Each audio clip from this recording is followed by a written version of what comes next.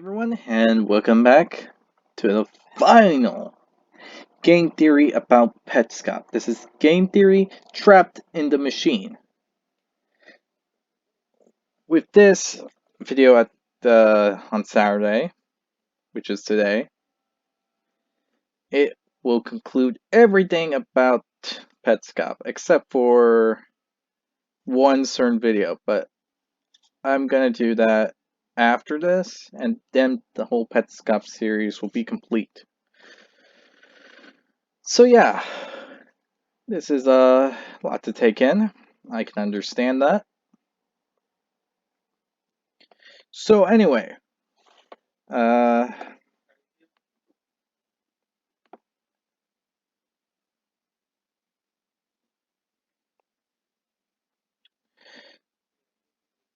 as you know, we made it to the end of Petscop.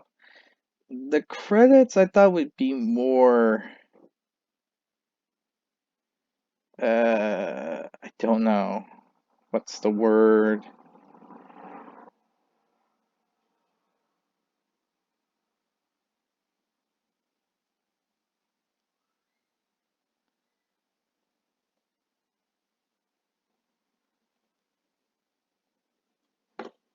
Informational. All I know is the amount of kids that died. That's really it in this. So, yeah, I really don't know what to say.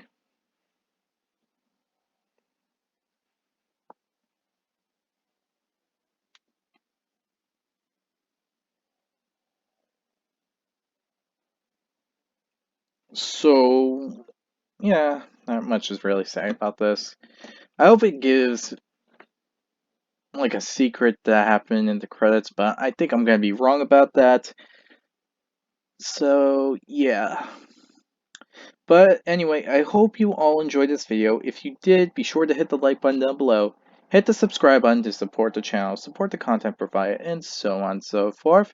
Hit the notification button to be notified immediately when a new video comes out. And finally, if you have any video recommendations, leave it down in the comment section down below. I'll react to it as soon as possible.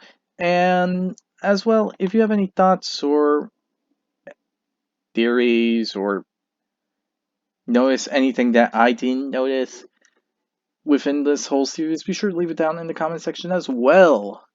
And then the link to this video will be down in the description below. So with all this said, let's get right on to this video, shall we? Okay.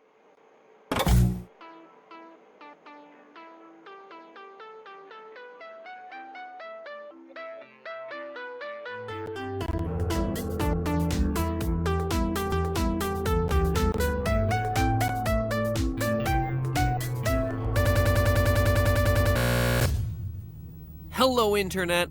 Welcome to Game Theory. Last episode, we unearthed the linchpin in decoding the Petscop mystery, that this haunted game is really just a device for training AI to perfectly replicate. We actively see it happening in episode 17, where a load of test subjects are unleashed into a situation, in this case a replica of Marvin's house, and the ones that manage to find their way out the front door are selected to create the next generation of test subjects. This is the principle of a Darwinian learning algorithm.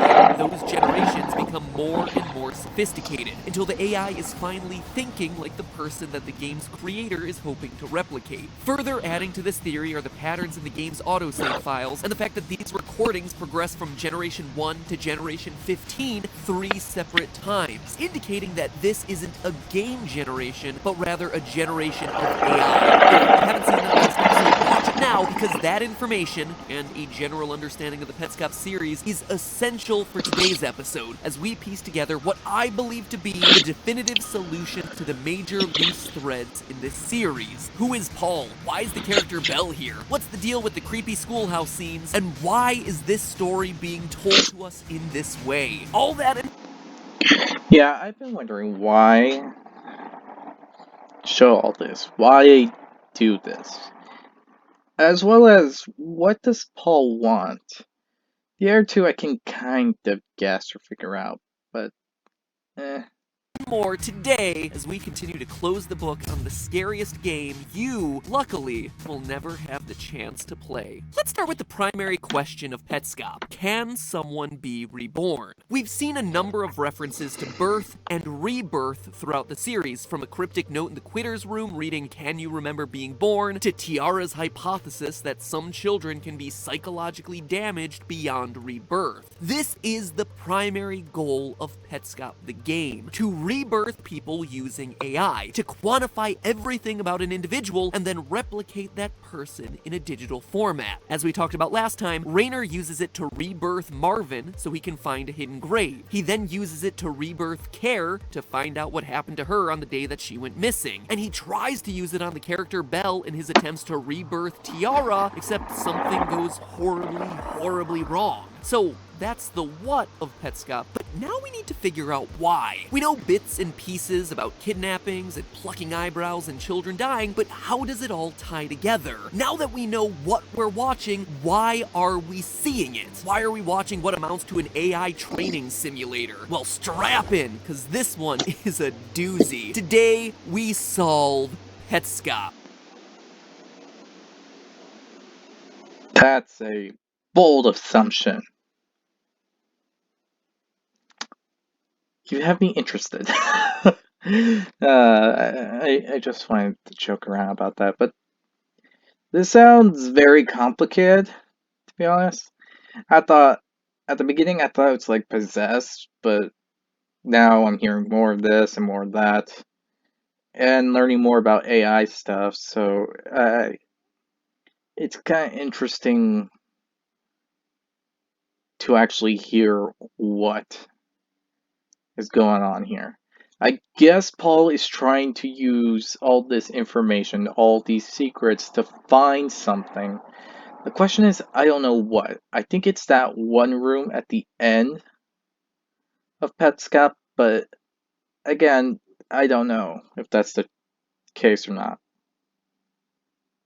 And So let me let's just say, see. in all my years of doing theories on YouTube and solving these sorts of video game puzzles, this one ranks up there as a personal favorite, because this one was so thoughtfully put together and was incredibly difficult to logic out. You'll see what I mean here in a few minutes. Let's start with the basics. A family tree. Midway through Petscop 17, we have all our main players laid out for us via a series of text boxes. Care is actually Carrie Mark, a girl born in 1992 who was kidnapped by her father and kept in a school building for 5 months. Her parents are Anna and Marvin, something that we had already pieced together in previous uploads. What we didn't know, though, is that she also has an uncle named Thomas, an aunt named Jill, and a cousin named Daniel. Now, that new information may seem unimportant, but it allows us to make a connection to literally every other important person in this entire series. Daniel is actually Rainer, the creator of Petscop. We know this from episode 19, where Mike's playthrough finds a literal Easter egg that we're told was hidden in, quote, Daniel's game. Since the game is Petscop, and since Rainer created Oh.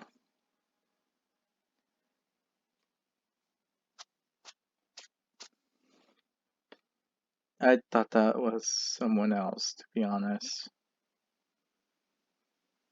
After seeing that and coming up with stuff, I just thought, it's probably just someone else that played it and tested the whole game. Petscop, But I guess I'm tells wrong. us that Daniel and Rainer are one and the same. And since Rainer and Mike are brothers, as we've established in the past, that means Mike Hammond, the dead kid, is Care's cousin as well. And so this whole side of the family now becomes the Hammonds. That scene from Petscop 19, though, is interesting for another reason. It tells us the origin of the game itself. Petscop began as a game for Mike, a place to literally hide Easter eggs. We see Mike being the first person to play it over and over in the save files. We know that Mike loves video games based on the PlayStation controller design on the walls of his room in the mysterious child library, and so what this tells us is that long before it became an AI training simulator, it was a gift. It was a gift from brother to brother before one of them dies prematurely in a tragic accident. But more on Mike's fate later. Going back to the family tree, we also now know how our Let's Player Paul fits into this big web. I've long suspected that he's a part of this family, but now we have confirmation as to exactly where, and it all goes back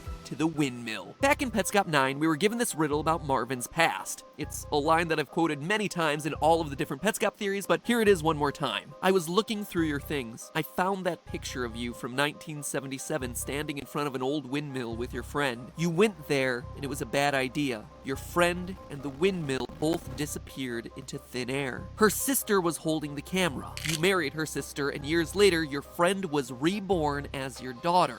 What did you do? Based on this letter, we know that Windmill Girl and Anna, Marvin's wife, are sisters. But Petscop 17 gives us the necessary information to connect the dots. In that video, the AI is able to unearth a secret grave belonging to a young girl named Lena Leskowitz, who died at the age of 9. Based on the face on that gravestone, which matches this face back at the windmill, we know that Lena is Windmill Girl, which makes her Anna's sister and Marvin's missing friend from all those years ago. In summary, all this information confirms that Petscop is the tale of 3 connected families: the Hammonds, the Marks, and the Leskowitzes. But how?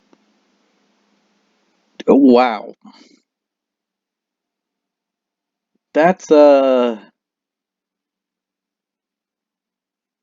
holy cow, that's a ton of information.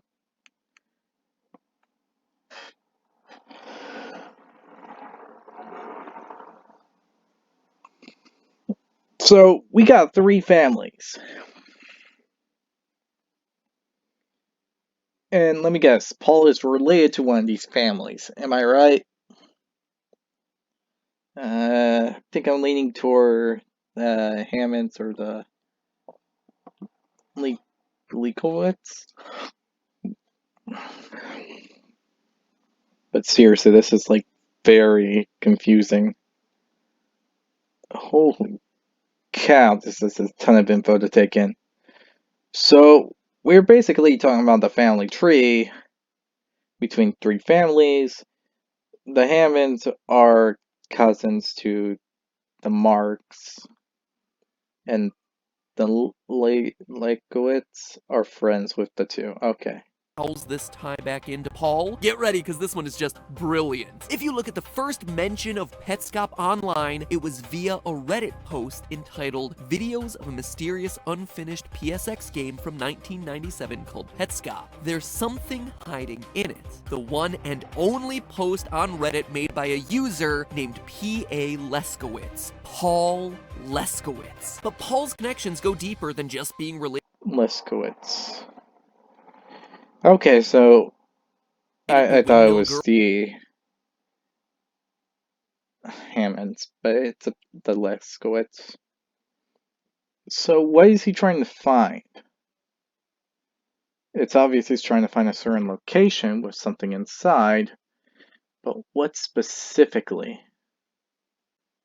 Lena. He also shares a surprising number of similarities to Care. Throughout the series, bit by bit, we learn of a growing connection between these 2 characters. In episode 11, Paul mentions that the 2 are exactly the same age. I remember you saying that we are exactly the same age. Then he admits that he looks similar to Care. I do agree there's a resemblance, very strong resemblance between us. Even conversations that he's had in the past seem to make their way into the game, only they appear through the character of Care. I think that was based off of a conversation that I had last year on my birthday. I'm getting pranked. And for someone who's connected to this family and has some passing awareness of who these people are, even Paul can't believe that he wouldn't remember the emergency of Care suddenly going missing. I just don't remember even hearing about anyone going missing. I mean, I was a kid, but even then. When you take all of this information in the context of a Darwinian learning algorithm, the evidence is clear. In all honesty, it sounds like he knows her and she knows him. So there's that to note. But really, what the heck? So he knows her, she knows him, they know each other, they have the similar likes and all that, so I believe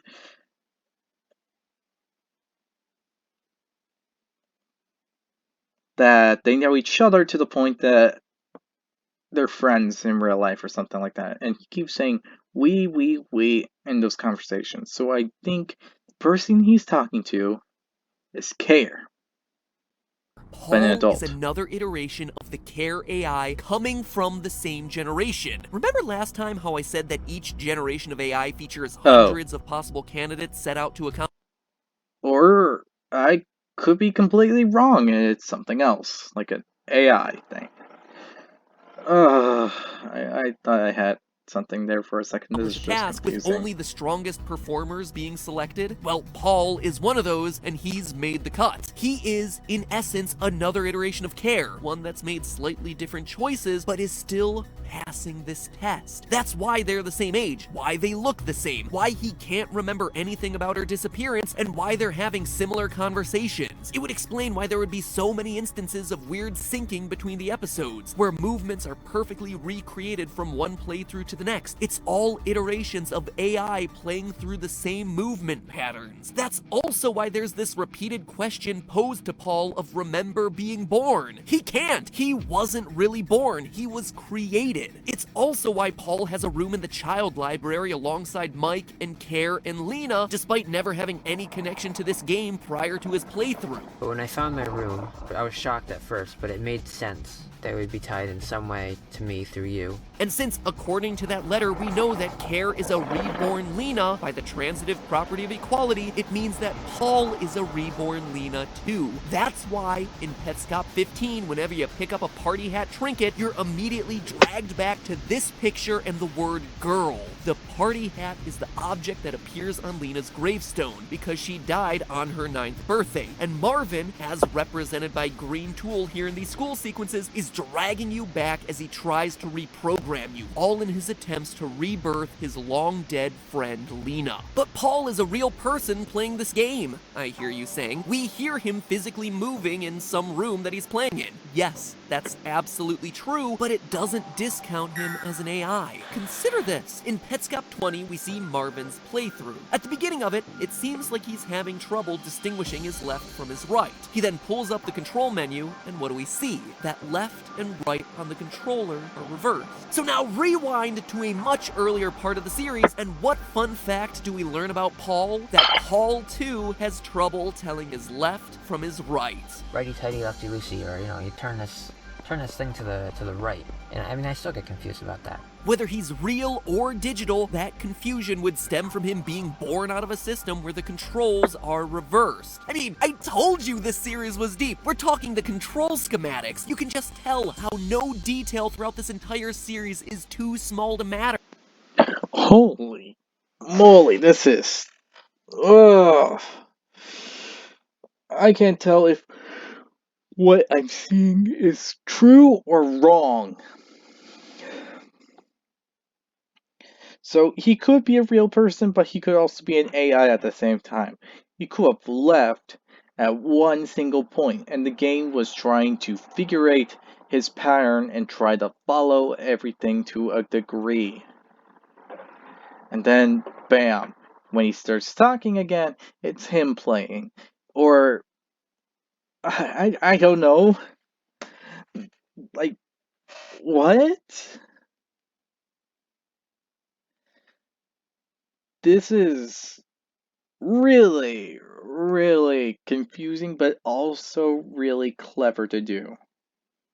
Like, everything has a point. Holy cow.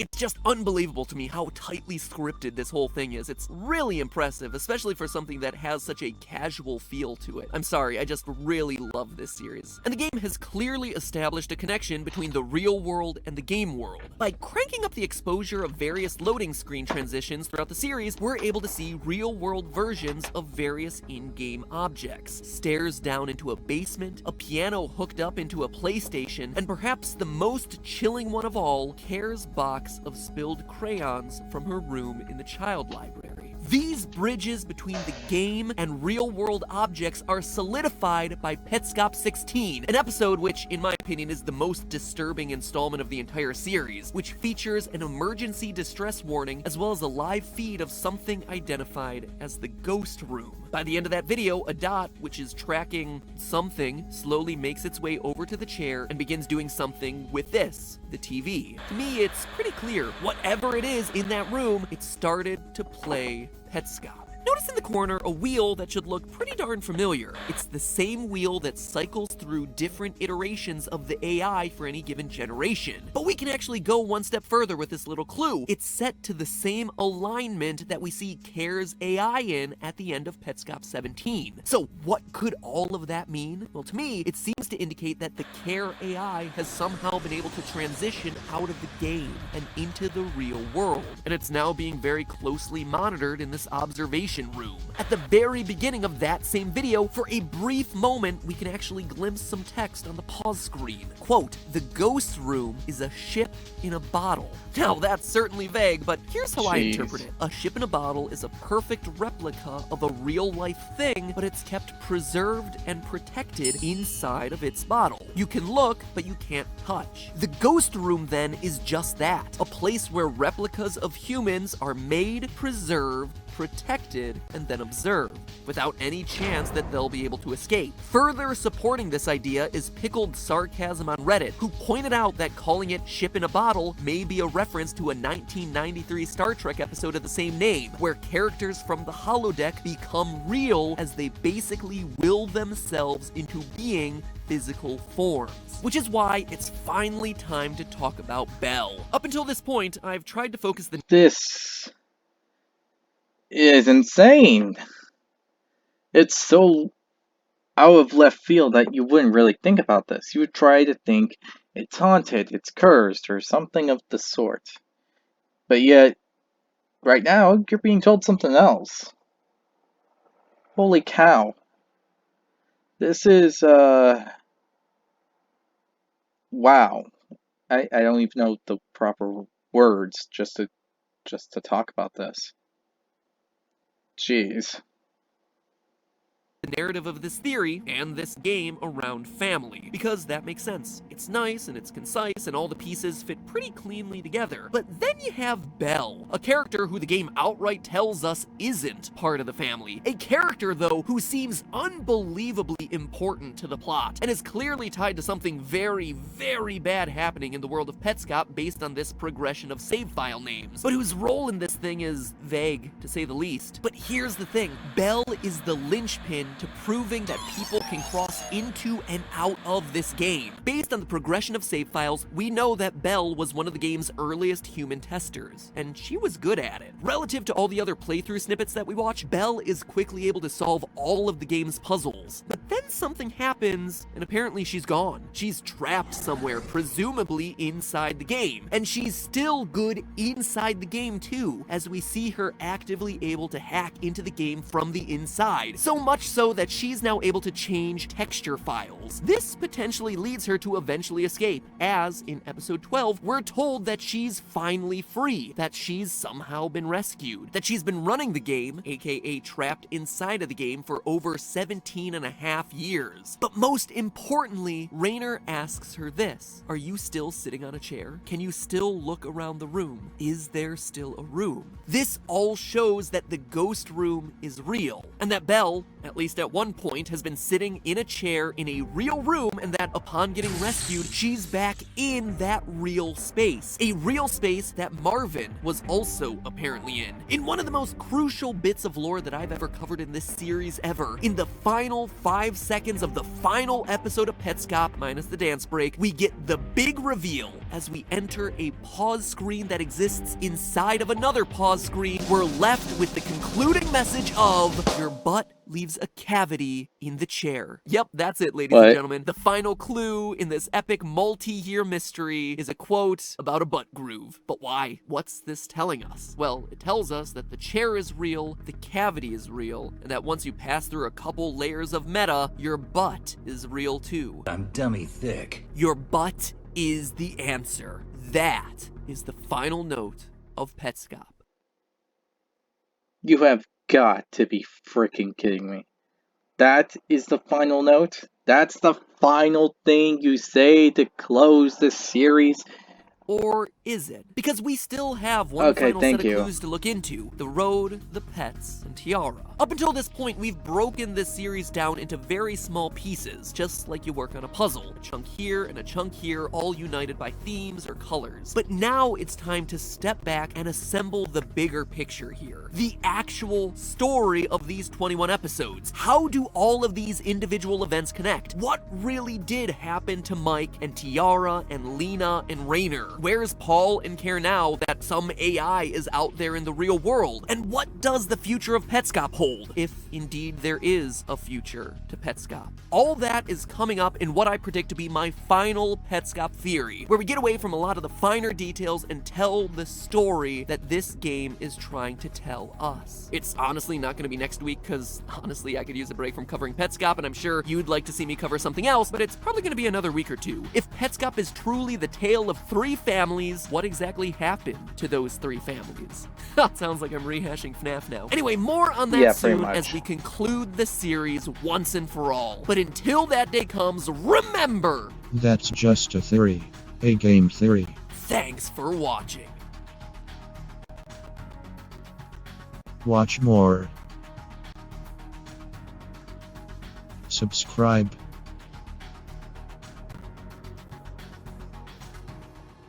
Watch more. Subscribe. Alright, that's disturbing way how to end this, but it is what it is. It sadly will be. Now, there are many things to say about this. Like, for one, this story went from predicting it's like a cursed haunted game to becoming a game that's literally just an AI, and then the AI somehow wills itself into reality. So yeah, this is really messed up stuff, to be honest. Like, seriously, how do you go on about all this details and all this? I don't even know where to start. Except say that's basically we're talking about 3 families. Theoretically, that we're just friends with each other, and something happened to separate some of them to a degree. Then we get to the whole AI talk that Paul's just in our care, even though he's real, but I think he did something, then he left, and then the AI just took over. It went over with everything until it got to a certain point, and I don't know what to say about that. That's pretty much it. But that is really, really something that goes far out there. It's like left ball throw, because in all honesty, that's just like something really unexpected to hear. It's not even something you would hear. And yet, here we are, talking about it.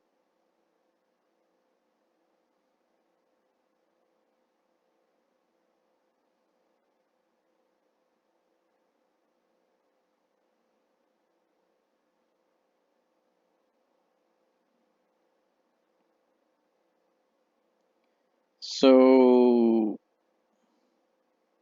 yeah.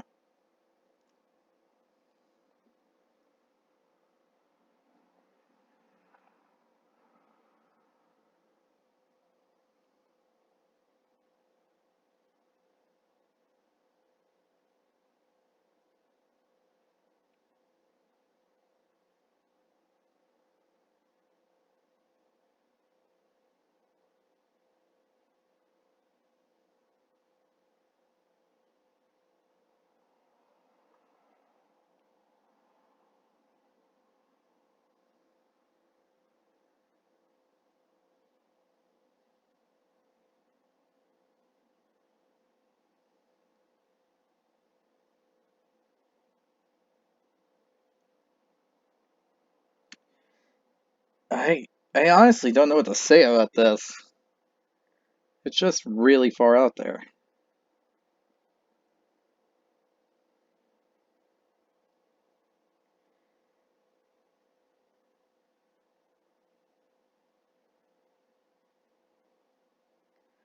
Anyway, I honestly don't know what else to say about this. This has been an interesting thing, but there is one last Petscop video. And the thing is, I'm not too sure if it has anything valuable to it. But there's only one way to find out. So, if that's it, we'll conclude the final Petscop video that's currently out on Tuesday. So, with this said, I hope you all enjoyed this video. If you did, be sure to hit the like button down below, hit the subscribe button, hit the notification button to A, support the, the content provided, and to be notified immediately when a new video comes out. All this stuff is coming out, so I might as well do all that. Leave a comment down below about what you think I should react to next, and what you can process about this, because I think a bit of it went over my head. Also, the link to this video will be in the description below, so if you want to see this video uninterrupted and check it out and see if you can try to understand it, go ahead and do that. With all this said, I hope you all enjoyed this video, and I will see you all next time. Bye!